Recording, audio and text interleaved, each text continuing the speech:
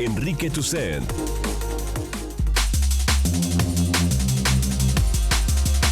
Muy buenos días, 9 de la mañana con 4 minutos. Estamos ya el lunes, último día de este mes, 31 de octubre de este 2016. Se nos fue el 10º mes de este año, prácticamente ya aproximándonos a lo que será el final de 2016 y el inicio de un, pues también muy político y muy electoral año de 2017.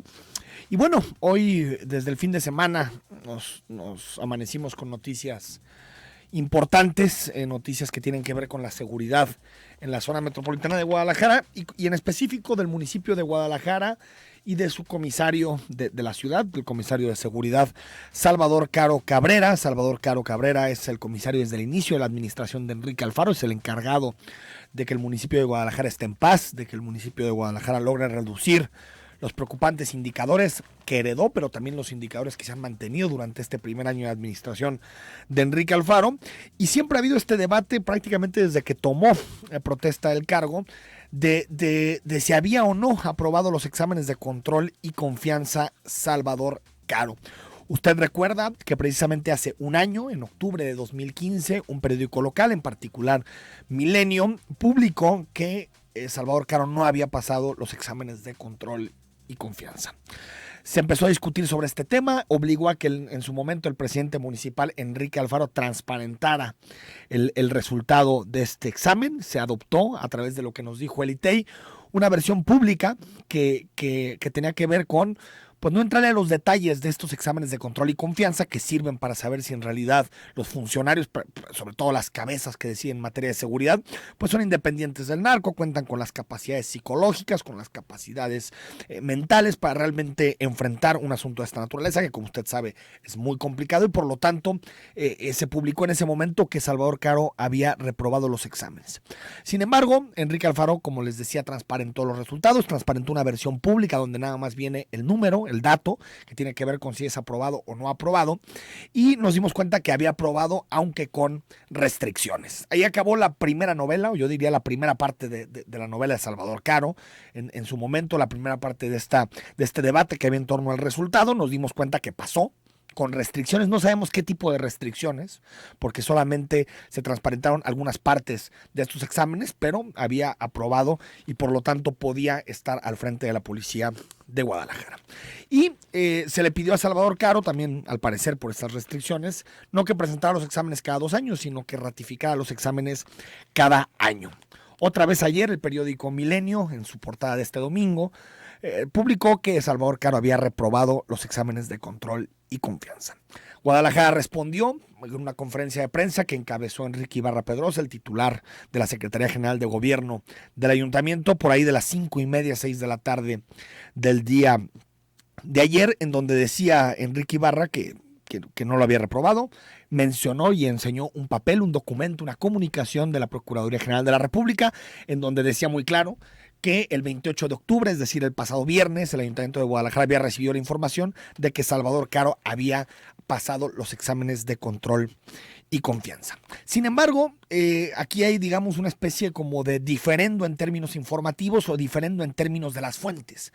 Milenio lo que hace es aludir a un documento de la Secretaría de Gobernación, es decir, la Secretaría de Gobernación de Miguel Ángel Osorio Chong, donde hay un centro de evaluación y de control de confianza, donde se hacen estos estudios en la Secretaría de Gobernación, y al parecer el que refiere la SEGOP, que es el oficio CC 1403-16, pues parece, por lo que dice la foto que muestra hoy el diario Milenio, sale Salvador Caro Cabrera no aprobado. Es decir, los exámenes de control y confianza que supuestamente presentó el 12 y 13 de octubre, de acuerdo siempre a la información de Milenio, presentó el 12 y 13 de octubre Salvador Caro Cabrera ante la Secretaría de Gobernación.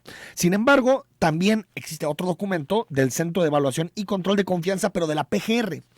Y en este documento que presenta Enrique Alfaro ayer, Enrique Ibarra, pero que está dirigido a Enrique Alfaro, pues dice que está aprobado. Entonces hay una especie como de inconsistencia en la información, porque si bien Milenio muestra un documento que de acuerdo a lo que explica el periódico, lo pidieron a través de transparencia y hicieron distintas gestiones para poder acceder a él, pues al parecer ahí no está aprobado. Sin embargo, en el que presenta Guadalajara sí está aprobado y por lo tanto puede ejercer su papel de comisario de Guadalajara, del municipio de Guadalajara.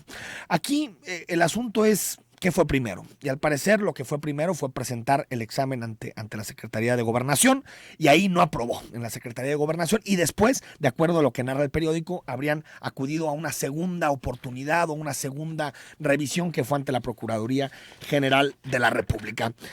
Creo que estamos empantanados, enlodado esta discusión. Aquí se mezclan muchas cosas, se mezclan cuestiones de cálculo con relación a lo que sucederá en 2018, se mezclan también filias y fobias relacionados con los distintos órdenes de gobierno, parcialidad en la información, porque si bien ayer Guadalajara mostraba este documento de la PGR, pues nunca desmintió en sí que no había, que digamos Salvador Caro no habría presentado los exámenes ante la Secretaría de Gobernación primero, es decir, habla de que aprobó, pero no necesariamente que no haya tenido un problema de reprobación previo, es decir, cuando presentó el examen ante la Secretaría de Gobernación. Hay un problema de información muy claro que tiene que ver con la opacidad de estos exámenes, ya lo platicamos la semana pasada con Cintia Cantero, y ella decía que lo único que se puede transparentar de estos exámenes es el resultado. Todo lo demás es información reservada, por lo tanto se complica hacer un análisis serio. Más allá de eso, creo que al menos tendríamos que estar discutiendo dos o tres cosas relacionadas con este tema. Uno, si los exámenes de control y confianza realmente nos están dando la tranquilidad necesaria para saber que los que les toca dirigir las policías, los que les toca encabezar las policías, tienen la independencia y tienen la probidad necesaria para ejercer de forma adecuada el cargo. Hay mucha discusión sobre si en realidad tienen acierto y eficacia estos exámenes. Son exámenes muy duros, son exámenes que muchas veces incluso personas honestas que no tienen un pasado relacionado con el crimen organizado no las han pasado. Y por lo tanto, creo que el instrumento se tiene que debatir, se tiene que discutir y ver si se tiene que reformar para que exista un verdadero examen que le permita a los ciudadanos o que nos permita a los ciudadanos realmente pues poder confiar en quienes se encargan de la seguridad. Un segundo debate, y esto tiene que ver ya con un asunto que discutimos desde 2015, es si Salvador Caro era la persona ideal, la persona idónea para hacerse cargo de la seguridad en Guadalajara. Yo en lo particular no tengo nada contra el señor Salvador Caro. Lo que sí creo es que para un puesto de estas características tenías que haberte apoyado en alguien más técnico, en alguien con un pasado relacionado con este tema, y también creo que te tendrías que haber apoyado en alguien que no tuviera ambiciones electorales. Si algo le hace daño a la seguridad en la ciudad, si algo le hace daño a la seguridad en Jalisco, es que esté sujeta constantemente al intercambio político, a la discusión política y por lo tanto hace muy complicado llegar a los acuerdos y a la cooperación necesaria para que mejoren los indicadores de la seguridad. Creo que el haber elegido un político, y no solo un político, porque ha habido antes también políticos que se han encargado de la seguridad, sino un político con aspiraciones electorales, creo que desde el principio lo dijimos, fue un error del alcalde Enrique Alfaro confiar en alguien que tiene intereses electorales. Y un tercero, ¿hasta qué punto un modelo de seguridad, una forma de entender la seguridad puede ser exitosa de cara al futuro si no hay voluntad de las partes para ponerse de acuerdo y para dejar de politizar absurdamente la agenda de seguridad en nuestra ciudad?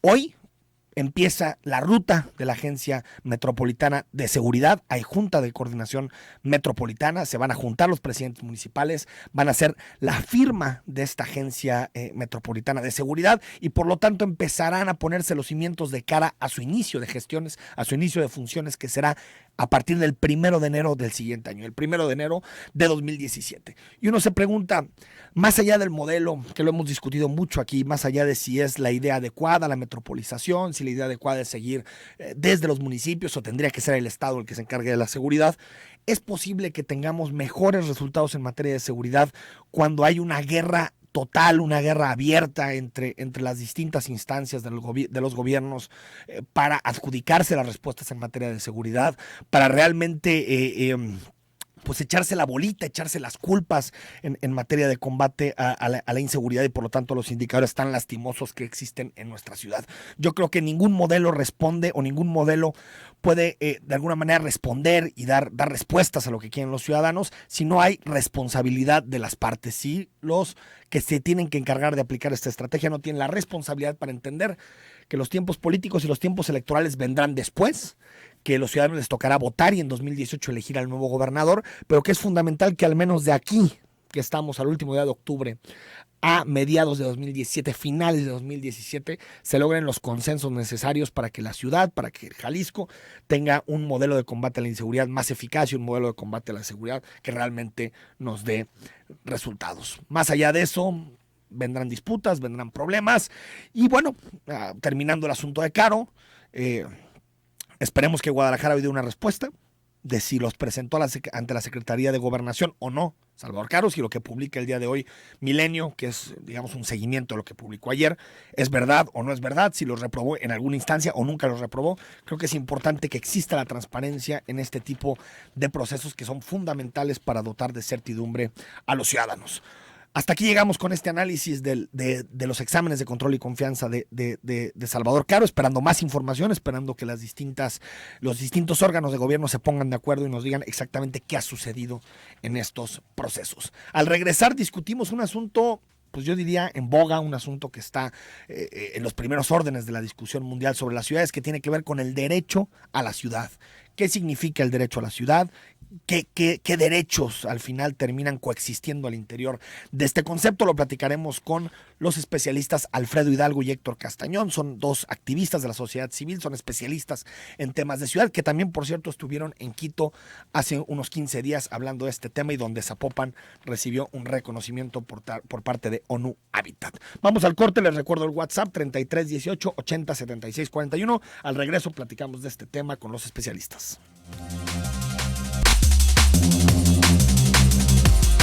De la mañana con 19 minutos. Héctor Castañón, doctor en Ciencias Sociales y activista social. ¿Cómo estás? Buen día, bien, muchas gracias.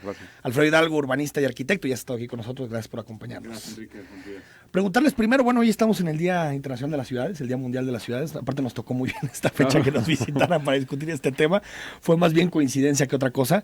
Pero Héctor, que nos platiques de esto ya lo platicábamos la semana pasada con Ricardo Gutiérrez Badía, esto del derecho a la ciudad. ¿Qué es? ¿Qué significa?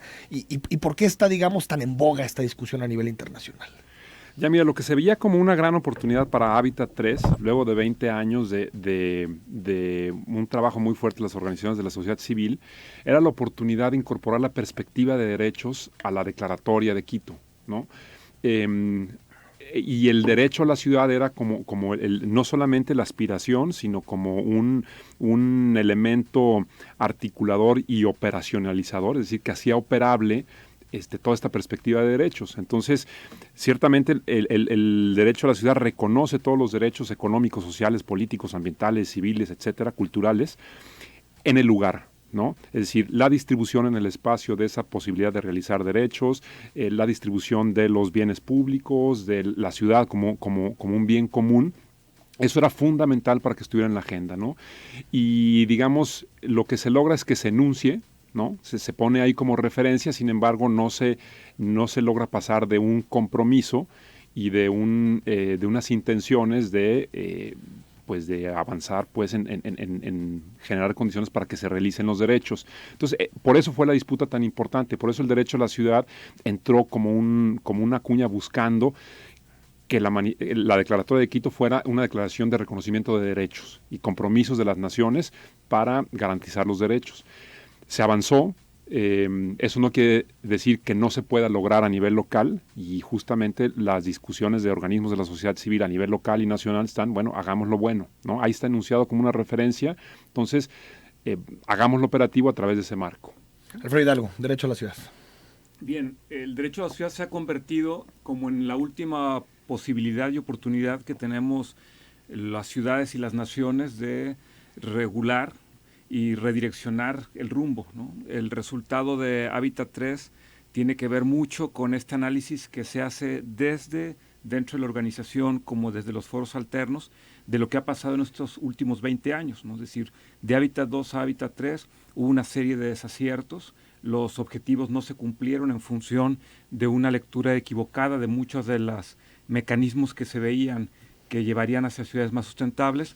Hoy nos damos cuenta que no fue así. La vivienda no fue el elemento de superación de obstáculos, de equidad que se esperaba, y frente a una serie de desaciertos y de problemas del punto de vista institucionales, de recursos, de tenencia de la tierra, de derechos, etcétera, se busca y se ve en el derecho a la ciudad esta gran oportunidad de recomponer las condiciones. Es muy evidente que muchos de los que plantearon que los resultados y los acuerdos de Hábitat 3 no son instrumentos que permitan poner en práctica alguna decisión inmediata, sí ven en el derecho a la ciudad como una oportunidad de encontrar esos espacios que hoy no se tienen. Ahora, Alfredo, en términos tangibles, en términos de la vida cotidiana de los ciudadanos, ¿qué significa este derecho a la ciudad? Es decir, esto la idea es que se incorporen los marcos normativos locales, la idea es que se traslade una forma de entender la gestión pública, es decir, en términos de la relación entre los ciudadanos y sus gobiernos, ¿qué significa este derecho a la ciudad? Me parece que una de las maneras más sencillas de explicarlo es entender que cuando hablamos del derecho a la ciudad, en el contexto de un espacio físico colectivo como es la ciudad, hay que entender que el bien colectivo está sobre el interés individual. Y ese es lo que en el fondo podría marcar muchos de los elementos que hoy condicionan el rumbo erróneo de la ciudad. Porque es decir, antes de los intereses de los inmobiliarios y desarrolladores, el interés es un espacio digno para los ciudadanos, digamos, algo común, así. El bien común. Para hacerlo más tangible. Así es. Es decir, si nosotros entendemos que al decidir vivir en una ciudad estamos decidiendo operar dentro de una colectividad con intereses y acuerdos comunes, eso es lo que hace una ciudad, pues en el fondo lo que tenemos que entender es que el bien de todos está por encima del interés individual, ¿no? No afecta a sus derechos individuales, no afecta a los derechos humanos personales, sino los intereses. Y eso es precisamente lo que ha afectado el rumbo de nuestras ciudades. Cuando, por ejemplo, entre los datos importantes que se dieron a conocer en Hábitat 3 en estos últimos 20 años, por ejemplo, se ha perdido alrededor del 30-40% de espacios públicos en las ciudades. Y me refiero a espacios públicos no solamente en términos de las áreas verdes, sino, por ejemplo, el espacio de las banquetas. Y esto tiene mucho que ver en términos generales precisamente por el interés individual de irle cercenando, irle comiendo espacio a lo que debería ser de todos. ¿30%, 40% de todas las ciudades en el mundo? En el mundo. ¿O de Occidente? No, en el mundo. Hay un estudio que es el Reporte Global de Ciudades, que lo hace entre ONU Habitat y el Lincoln Institute, y que estudian durante 3 años 200 ciudades representativas en todo el mundo de lo que pasó en estos últimos 20 años, y esos son datos de este reporte.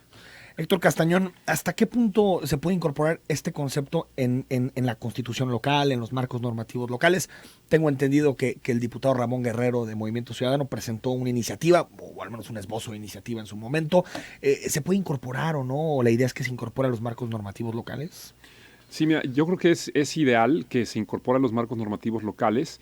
Sin embargo, aquí es bien importante de cómo se construya, porque normalmente el derecho a la ciudad ha llegado hasta donde está como un reclamo social, ¿no? De derechos violentados, etcétera, derechos no cumplidos, y el riesgo grande que existe en este tipo de conferencias y cuando se impulsan con tanta fuerza nuevos conceptos, digamos, pues es que simplemente actualicen el discurso de los políticos, ¿no?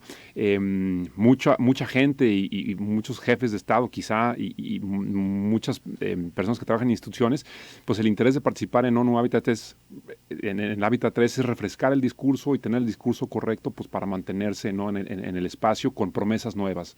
Entonces, aquí sí vimos un riesgo en esta iniciativa de que fuera algo que naciera del legislativo sin un proceso de base de reconocimiento, no solamente de los derechos que buscan ejercerse, sino de los que buscan restituirse, ¿no? Y eso es bien importante, porque hay mucha gente a lo largo de estos últimos 20 años que ha sufrido de las carencias de la urbanización, entonces hay una dimensión de restitución de derechos bien importante que tiene que ver con equipar adecuadamente las áreas que crecieron de manera informal, crecieron bajo un modelo disperso, alejado, con muy poco equipamiento, etcétera. Entonces, en la medida que las iniciativas de ley y las reformas recojan de estos reclamos en un trabajo realmente de base y de identificar a las personas más afectadas, en esa medida pues tendrá sentido el derecho a la ciudad. Meterlo como se ha metido muchos temas de sustentabilidad, por ejemplo, que simplemente nos ponen... Parecen membretes de pronto, que ¿no? nos ponen Y a la que no tienen vanguardia. sustancia. Exactamente, nos ponen a la vanguardia en los marcos normativos, sin embargo, en el ejercicio práctico, pues no llegan, ¿no? Entonces México es modelo de legislación en muchos sentidos, sin embargo, en la realización, pues estamos muy por detrás. Pero ¿no? sí es un problema estructural de nuestro Estado de la legislación, es decir, que no puede aplicar ese tipo de normativas. Pues mire, yo creo que prometen más de lo que son capaces y no terminan rediseñando Sí. y adecuando todo el aparato institucional para Sí. hacerlas efectivas. Es que a mí ¿no? lo que me preocupa, Héctor, es que se vuelvan nuestros marcos normativos una serie de aspiraciones muy padres, muy bonitas, pero que sean irrealizables. ¿Qué pasó Así con la es. Constitución del DF? Ese fue el debate de la Constitución del DF. ¿Hasta qué punto el meter el derecho a la plenitud sexual, todo ese tipo de cosas realmente tienen sentido en una Constitución? Mira, uno de los análisis interesantes que surgen de este ejercicio entre Hábitat 2 y Hábitat 3 es que en Brasil y Colombia, desde la década de los 90, reconocen la función social del suelo, la función ambiental del suelo y el territorio, y reconocen, digamos, todo el marco del derecho a la ciudad. Sin embargo, los avances monitoreados es que pues esto no ha servido de gran cosa, ¿no? Entonces, no basta con que se metan los marcos normativos, sino lo importante es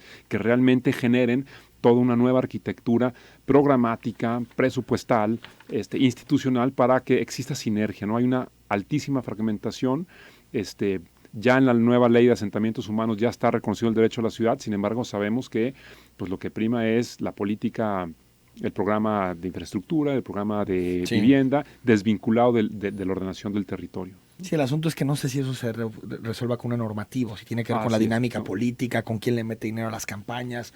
No sé si eso lo podemos regular, Alfredo. Bueno, lo complicado de esto es precisamente que el derecho a la ciudad engloba muchos otros aspectos, algunos en los que somos más débiles y otros en los que probablemente estamos más cerca de solucionarlo.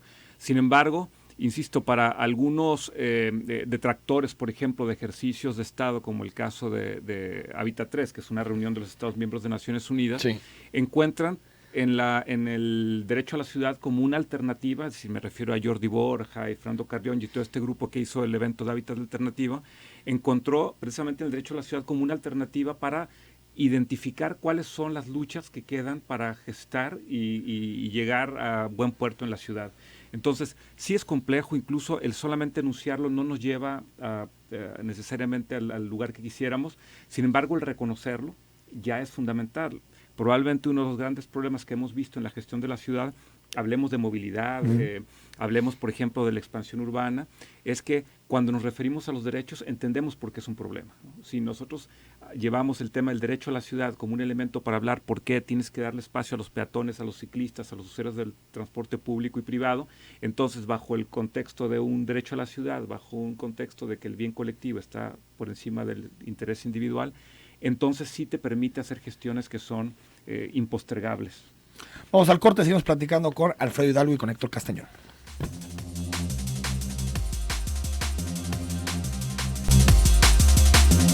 De la mañana con 35 minutos, estamos platicando con Héctor Castañón y con Alfredo Hidalgo sobre esta idea del derecho a la ciudad. También le vamos a entrar muchos temas relacionados con la urbe en lo que resta del programa. Y me gustaría leerles un pequeño fragmento, Alfredo, Héctor, de una reflexión interesante sobre la Declaración de Quito, que decía: la redacción de la nueva agenda urbana ha sido criticada por haber estado dirigida por grupos de expertos designados, aunque es también resultado de un proceso consultivo con el que la agencia ONU Habitat recopiló la contribución de colectivos y activistas. Y bueno, decía que se priorizó el consenso, que se reproducen muchas dinámicas nocivas para las ciudades, como el sistema económico. ¿Qué piensan de las críticas que han podido escuchar a esta declaración? Y si creen que realmente es fruto esta declaración de un consenso, más allá de los expertos, de un consenso social, realmente. Alfredo, si quieres empezamos contigo. Bien, los resultados de la Declaración de Quito no son cosas que desconozcamos. Digamos, la lectura de los problemas que tienen las ciudades son lugar común. No es tan distinto lo que se hablaba como problemas en la parte formal de Hábitat 3 como lo que se hablaba en Hábitat Alternativo y en el Foro Social, porque en el fondo, insisto, los problemas de las ciudades están a la vista de todos.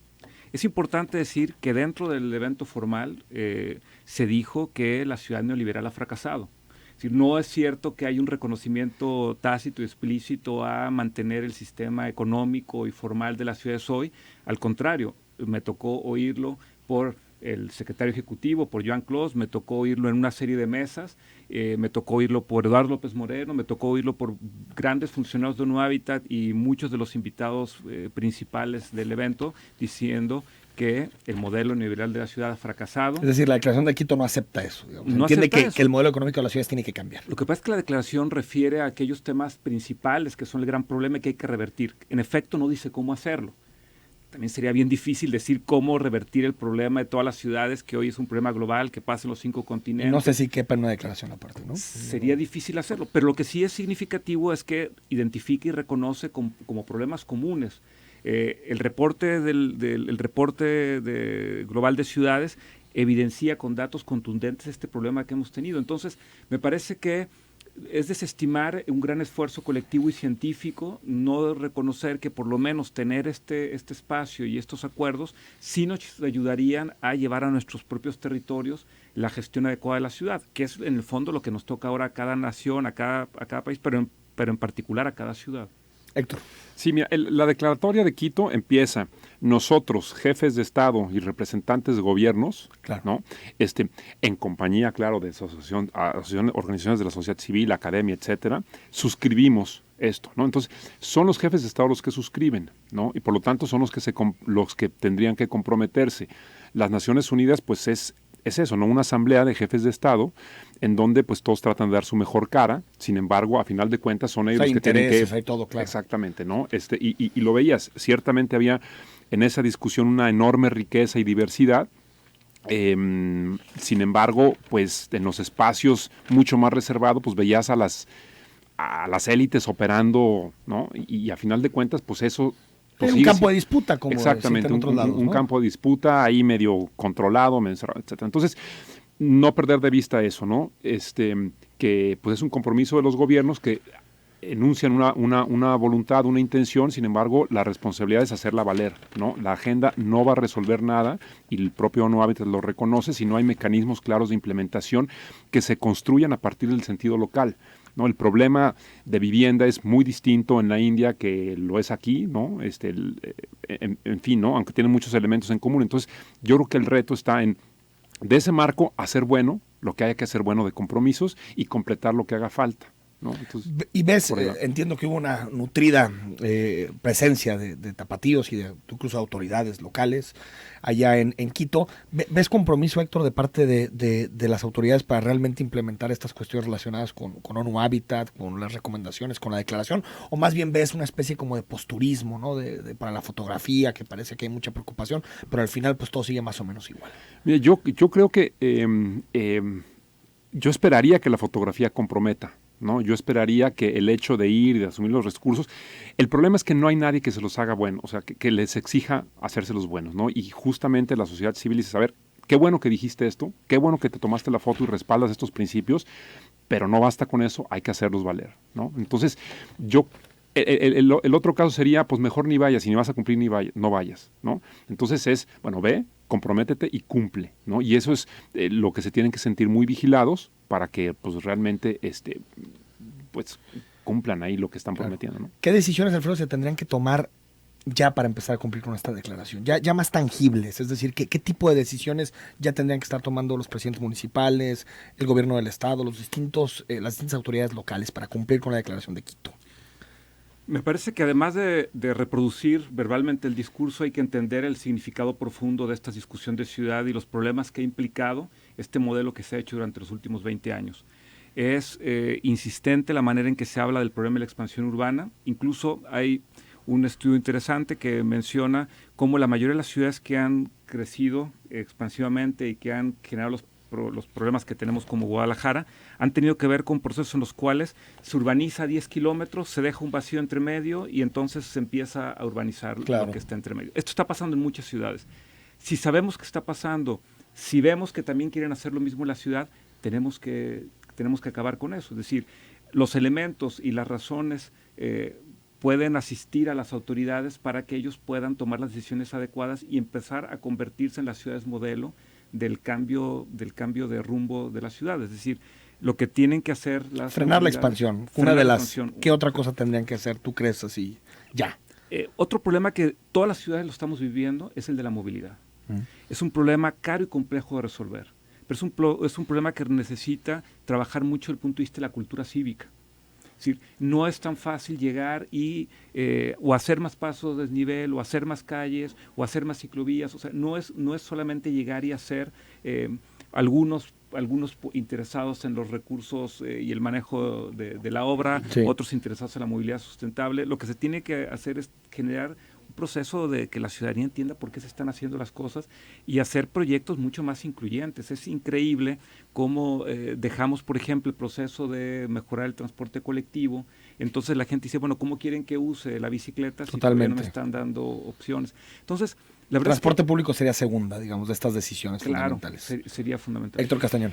El suelo, la gestión del suelo, la función social y ambiental del territorio es otra fundamental, porque eso está condicionando el tema de vivienda, ¿no? Si no transformamos el modelo de vivienda a partir de una reorganización de la manera en que manejamos el valor del suelo, captamos plusvalías, etcétera, estamos siguiendo el mismo modelo de pensar que el suelo para vivienda es un suelo nuevo, ¿no? Cuando tenemos la oportunidad de reconfigurar el espacio privado de una forma mucho más atomizada, de una forma mucho más democrática, apartándonos del modelo vigente desde el 2000 con la administración de Fox, que dije, vamos a hacer grandes bloques de vivienda en las periferias con suelo barato. Esa es la única forma, ¿no? Eso es un modelo que funciona para grandes desarrolladoras, pero hay pequeñas desarrolladoras que podrían beneficiarse de manera significativa de un proceso financiero y jurídico de reconfiguración del espacio privado. Tenemos muchos años creciendo con muy baja densidad y ese podemos recuperarlo y lo estamos viendo en pequeñas expresiones, pero que están generando vivienda, están aportando vivienda en las áreas centrales de la ciudad y por lo tanto eso tarde o temprano va a revertir las tendencias del mercado. ¿Crees que el PODMET abona esto?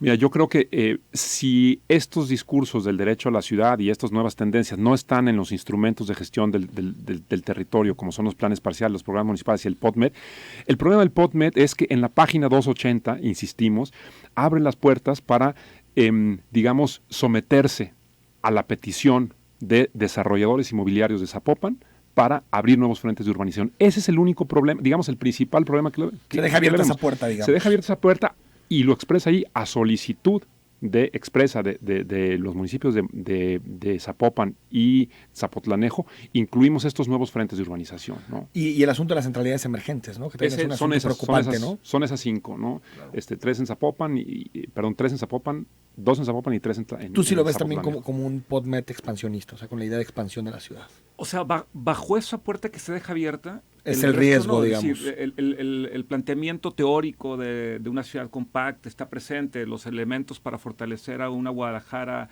ciudad central le funcionan mucho. El problema es que mientras tú dejes abierto un pequeño espacio por donde se vaya el agua, pues se va a ir. Ese es un poco lo que está pasando.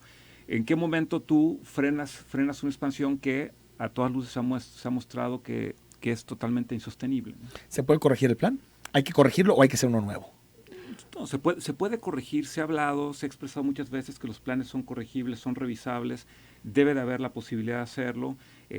Digamos que sería faltar el derecho a la ciudad, pensar en que no tenemos la posibilidad de que si algo no es adecuado, no tengamos la posibilidad colectiva Claro, de modificarlo. de modificarlo. Héctor, es modificarlo. Sí, no, definitivamente modificarlo es una muy buena base que nos ayuda a tomar decisiones y simplemente hay que irlo afinando, ¿no? Una vez que está vigente y publicado, entonces hay discusión alrededor del... ¿Han platicado con Ricardo Gutiérrez Padilla? El titular de Estamos próximamente nos sentaremos junto con el Consejo Ciudadano Metropolitano a poner una serie de observaciones y yo creo que hay pues, posibilidades de evidenciar los riesgos, etcétera, ¿no? 9 de la mañana con 45 minutos, vamos al corte, 33 18 80 76 41 el WhatsApp y volvemos también para hablar del polémico premio que le dieron al Ayuntamiento de Zapopan.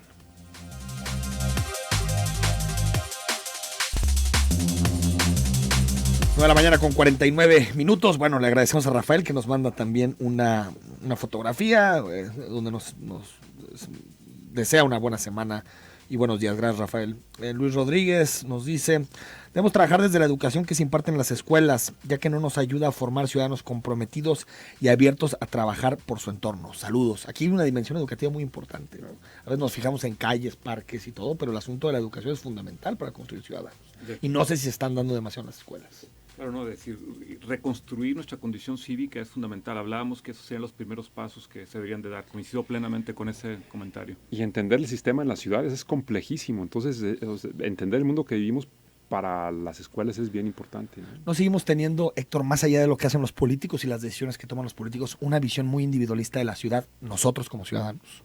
No, definitivamente, O sea, ¿no? que ese consenso de una ciudad más integral, mejor conectada, donde hay espacios públicos, existe en la academia, existe en el activismo, pero no sé si en la sociedad ya existe. Mira, yo creo que el hecho de sufrir digamos, tantos condicionantes estructurales repliegan a la ciudadanía al individualismo. Totalmente. Entonces, a ver, nadie va a hacer nada por mí, ni el va a abrir vecino, sus ni el cotos, Estado, ni ni nada hasta que haya la seguridad, ONG, claro. ni nada. Exactamente. Entonces, yo me tengo que cuidar por mi cuenta. Entonces, ha habido un repliegue a las familias, al individualismo, etcétera, ¿no? Entonces, reconstruir el territorio común es bien difícil y es un asunto realmente de disposición ciudadana a pensar en lo común, ¿no? Ahí es un reto. 2505 nos manda un video, ahorita que tengamos chancecita lo vemos. Rafael Padilla, qué triste futuro en mi país, Estado. Esos resultados reflejan muy bien lo que impera. Los resultados de control de confianza suenan como eso. Esto dice el PRI, esto dice el Partido Movimiento Ciudadano, y así sin terminar nunca. Dan asco los partidos políticos todos y sus necesidades de tener el poder en manos de quién estamos, se pregunta Rafael. Muchas gracias. También dice 3475, radar de tendencias, nos manda también, muchas gracias, en relación a las elecciones de Estados Unidos, que lo vamos a tocar en próximos días. Jorge, buen día, yo tengo un comentario. Hasta hace poco el señor Caro era priista, al igual que su jefe, y usted comenta que son muy duros los exámenes de control y confianza, y siempre los políticos contrarios al PRI dicen que los priistas son corruptos. Hasta antes de que saliera el PRI era igual que ellos, y ahora hasta aprueban los exámenes. Qué país de locos, no le creen y analizan todo lo que se pelean porque no les dan hueso importante, se enojan y cambian de partido. Un saludo a Héctor Castañón y Alfredo Hidalgo. Gracias a Jorge por su comentario. 5013, la mejor evaluación de Salvador Caro es la inseguridad que prevalece en la ciudad. Que se vaya Caro. Bueno, son los indicadores a los que tendrá que enfrentar para que sea evaluado por los ciudadanos en los próximos meses. Platicamos la semana pasada, el lunes, con Ricardo Gutiérrez Padilla sobre este polémico premio que recibió el municipio de Zapopan. Escuchamos lo que nos dijo y lo comentamos aquí con Alfredo y con Héctor. Respeto, lo que se premió, bueno, ¿quién premia a quién? ONU Habitat trabaja con base en contratos de asesorías. ¿Sí? ONU Habitat, digamos, propone soluciones, es un holding de consultores. Y usualmente lo que hace es contratar consultores locales bajo la dirección de alguna persona de base del staff de ONU Habitat. Hace algunos años, en el gobierno de Héctor Robles Peiro, a través del programa de la Oficina de Proyectos Estratégicos de Zapopan, del PES, que dirige Alfredo Hidalgo, ONU Habitat estableció un contrato con el municipio de Zapopan. Y son contratos no baratos. ONU Habitat se cotiza cara, se paga alto. ¿Vale la pena? Sí. ¿Es consultoría de buen nivel? Sí. Entonces, ¿qué es lo que ocurre? Pues es un poco un reconocimiento que ONU Habitat se da a sí misma, porque le da un reconocimiento a los consultores que ONU Habitat contrató y que, sin denostar a nadie, en estricto sentido se trata de replicar el modelo de prosperidad urbana de ONU Habitat, que es un modelo genérico, a través de los indicadores de prosperidad urbana que se conocen como CPI en inglés, City Prosperity Index, en el territorio de Zapopan, que en el caso de Zapopan, Castañón, Héctor Castañón, sí, Alfredo Hidalgo y el equipo, Marilín de la Torre, Karen Gutiérrez y demás, lo aplicaron a ciertos distritos urbanos de mayor vulnerabilidad, los más pobres, los más necesitados. Pues explíquenos, Alfredo, Héctor, ¿ONU Habitat se premió a sí mismo? Empezamos contigo, Alfredo. Enrique, mira, el premio no lo da ONU Habitat, el premio lo da una asociación civil independiente que con sede en China y en Nueva York, que organiza desde hace muchos años un foro global de asentamientos humanos, ciudades sustentables, y que en esta ocasión además se convirtió en el foro que se vinculó al objetivo 11 de los Objetivos de Desarrollo Sustentable, y pues no lo premia ONU Habitat. Lo primero que habría que hacer es, pues, pueden ver en las páginas y todo quién convoca, y no es ONU Habitat el que convoca. Pero por otro lado también lo que me parece importante es, quizás hay una muy mala lectura en términos de causalidad en lo que se dice, es decir, ¿qué se premia y por qué se premia, ¿no? En efecto, en el gobierno Zapopan anterior, el gobierno de Héctor Robles, se firmó un convenio con ONU Habitat precisamente para hacer un plan a largo plazo que estuviera observado por un organismo internacional y que pudiera trascender en las administraciones, no lo que habitualmente se hace, que son cosas que se archivan, se hacen planes para una administración, Y lo que se trabajó precisamente fue hacer eso, fue un grupo independiente de especialistas, algunos dentro del municipio, pero la mayoría no dentro del municipio. Se hizo un trabajo que después fue reconocido como buena práctica y finalmente eso es lo que se participó en el concurso, que insisto, no fue un premio de ONU Habitat para ONU Habitat, fue un premio de otra organización.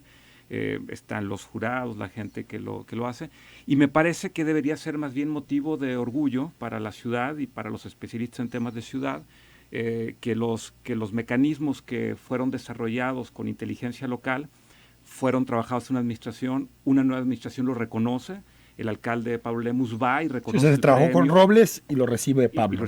Y Pablo va a recibir el premio y reconoce que es un trabajo hecho por un equipo técnico. Y me parece que un ejercicio de estas características que pase de una administración a otra, me parece que ya es relevante. Eso es lo que las ciudades que hoy se distinguen a nivel global son lo que han hecho. Han logrado continuidad. Me parece que es importante que se reconozcan estos esfuerzos. Me parece que es importante que si este ejercicio metodológico hoy además se está llevando a cabo por ser una buena práctica en otras ciudades del país y de la región, pues lejos de preocuparnos debería de enorgullecernos y por el contrario ser un mecanismo que impulse el deseo para el municipio de Zapopan y la ciudad en general de seguir estos principios y entonces que el próximo premio no se lo gane el trabajo técnico, sino que se lo gane la ciudad. Héctor Castañón. Y otra cosa, es importante señalar, es un premio a un documento guía, a una estrategia, ¿no? Que no quiere decir que ya se haya logrado, sino lo que se premia es que hay una buena propuesta de hoja de ruta que tiene sentido, ¿no? Que evaluado desde distintas perspectivas a nivel global se ve como un buen instrumento para seguir y eso es lo que se reconoce. No se reconoce el logro, digamos, en obras, acciones, etcétera. Esas apenas estarían por comenzar en todo caso, sino aquí hay una buena hoja de ruta, es lo que se está reconociendo por un lado. Por otro lado, se está reconociendo, y así está la convocatoria del premio en esa categoría, al trabajo técnico. Lo que hace el foro que entrega el premio es reconocer de todos los sectores buenas prácticas. Entonces hay una categoría para gobiernos, hay una categoría para empresas, otra para constructores, otra para investigadores, y esta particularmente es para equipos profesionales que trabajan en los temas de arquitectura y urbanismo. Entonces por eso a la convocatoria aplica este equipo de 18 especialistas que a la hora que ponemos 18 nos dicen, no, a ver, no búsquense un nombre. Entonces por eso se mete a través de Cita AC, que es una asociación civil que no tiene contratos con gobierno, ¿no? Y que desde hace 10 años está impulsando el tema de la reflexión y la acción para cambiar el modelo de ciudad. Entonces, ciertamente eso causó también un poco de ruido. ¿Por qué se entrega a Cita y no al municipio de Zapopan? Lo recibe Pablo Lemus, el premio está en manos de Pablo Lemus, no es un premio económico, es simplemente un reconocimiento y la idea de todo este esfuerzo es para incentivar su implementación, nada más, sí. ¿No? Aunque más allá, Héctor, de las grillas y de todo lo que ha ocurrido en torno a este premio, yo creo que lo que de pronto causa un poquito de confusión es que se premia al municipio de Zapopan cuando vemos que su desarrollo territorial, su desarrollo urbano ha sido patético, ¿no? O sea, con especulación inmobiliaria, con corredores pésimamente gestionados, sin espacios públicos. Yo creo que eso es lo que al final termina contrastando entre el premio y la realidad. Así es. Cuando recibimos la notificación de que el equipo había sido reconocido por su trabajo técnico, notificamos al municipio de Zapopan, porque lo que tiene sentido es que se implemente, ¿no? Entonces, cuando se enteraba el municipio de Zapopan, digamos, quizá algunas imprecisiones en la comunicación, dice, ONU Habitat nos reconoce por el trabajo territorial desarrollado. Es en el marco de la... Exacto. Entonces es el Foro Global de Asentamientos Humanos reconoce un plan, ¿no?, que tiene sentido ser seguido. Entonces se reconoce el plan diseñado por este equipo de especialistas, no necesariamente el trabajo hecho en la realidad, ¿no? Que ahí es el reto importante y el compromiso que asumió Pablo Lemus a partir pues de que ya tiene control del presupuesto. Digamos, todo 2016 operó con un presupuesto diseñado por la administración anterior y pues la expectativa es que se empiecen a notar algunos de esas transformaciones ya en los próximos años. Claudia Villa nos dice, buenos días, muy buen tema. El problema es que los planes, si no están blindados contra corruptos, indolentes y maleducados, no van a funcionar. Bueno, Alfredo Hidalgo, gracias. Claro, de acuerdo. Déjame decir, perdón, ya nos quedan 10 segundos. Pero gracias a ustedes y bueno, esperemos volver a hablar de estos temas. Seguro que sí. Héctor Saludos, Castañón, gracias. Enrique, muchas gracias. Mañana discutimos el presupuesto anual de los partidos políticos. Se acaba de aprobar en el Instituto Electoral y de Participación Ciudadana. Estará aquí con nosotros su presidente y también el análisis del doctor Jorge Rocha. Hasta mañana.